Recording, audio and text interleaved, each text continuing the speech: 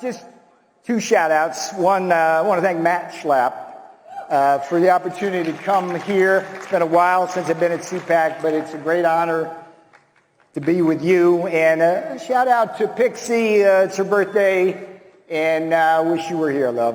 All right, now I'm going to get really serious. Most serious 6 minutes you're going to have, I think, probably in this whole thing, but you need to hear this. And what I'm going to talk about is this thing called lawfare that President Trump talked a lot about today, and I'm going to talk a little bit about it, but this is, my judgment, one of the most important things we're facing. So what is this thing? Lawfare, partisan politics by weaponized justice means. Let's look at what's going on. Democrats, Biden, Garland, and Smith, Bragg, James, and Willis, and a sizable chunk of the radical wing of the Democrat Party not only want to stop Republican Donald Trump from retaking the White House, they want this presidential titan, and I was there when he was that titan, and providential titan who kept our nation in prosperity and out of war for 4 beautiful years. They want him to die cruelly in prison. We must face that reality. If you don't believe they may well succeed, just look at my own situation as I stand before you on this stage as a former high-ranking Trump official now just weeks away from a prison cell. The parallels between my own and Trump's case are indeed striking. I am the first senior White House advisor ever convicted of contempt of Congress. Trump is the first former president ever to be criminally indicted.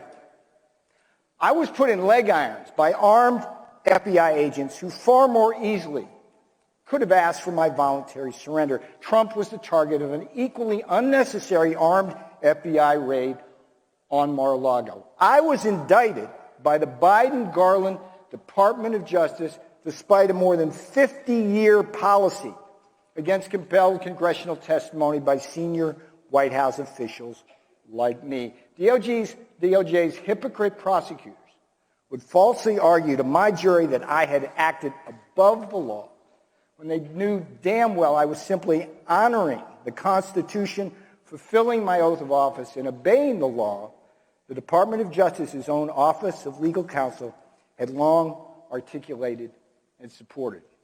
Now, here's the deal. Listen carefully. Trump likewise faces a dizzying array of charges and more than 700 years in prison based on equally novel and baseless applications of laws and statutes that have been tortured and twisted by partisan prosecutors.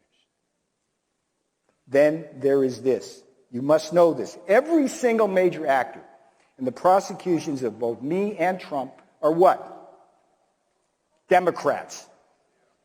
Yet the Democrats and their useful partisan idiots in the legacy media, a.k.a. the fake news, want you to believe our prosecutions are not political. No, nothing to see here.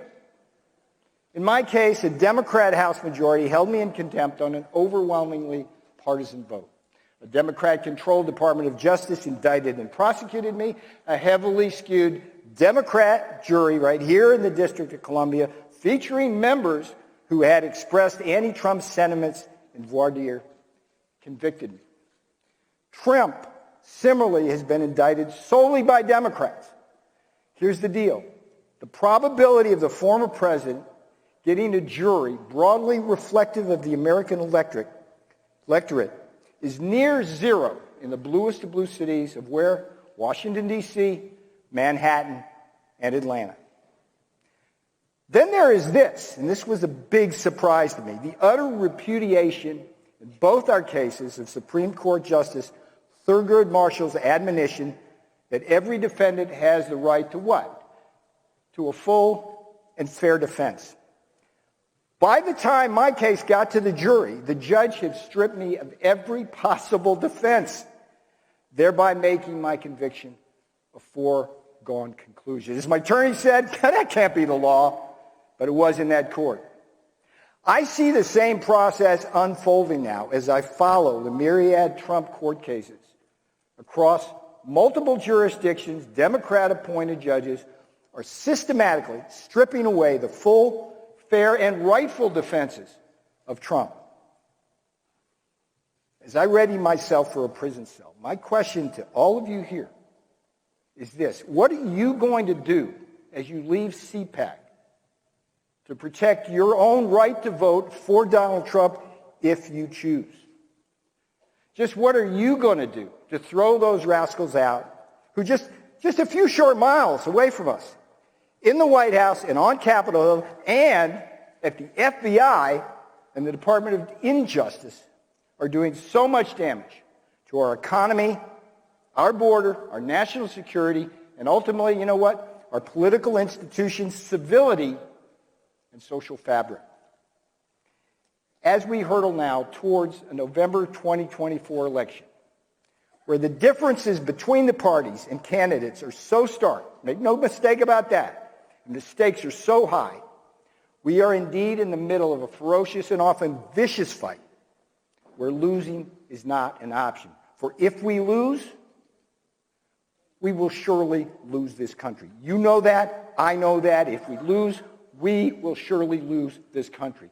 Therefore, and I'm so glad you came to Cpac, as this is the place you must get involved. In the candidate of Steve Bannon, who you're about to see, what does that mean? What does that involvement mean? It means action, action, action.